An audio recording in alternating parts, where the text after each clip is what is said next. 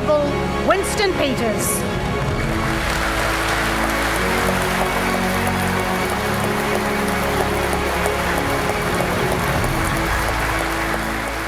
The key message of today's speech is that we can't turn this country around until we win the war on work.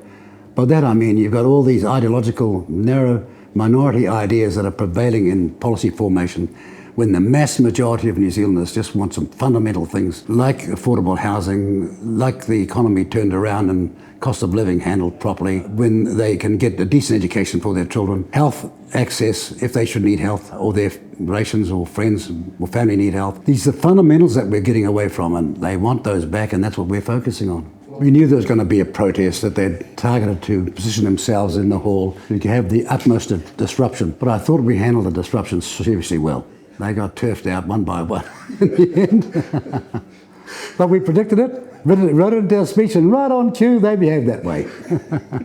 We have been through possibly 4 decades of ideology prevailing in politics rather than pragmatism and common sense.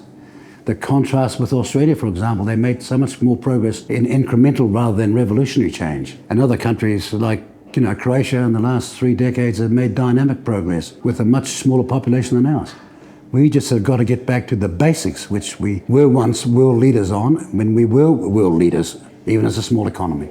Well, none of the things that I'm talking about today are about nostalgia or wishful thinking or former times. They're about the principles that once made us great and will make us great again. Challenges are always new, but the principles in which you face challenges will always be the same.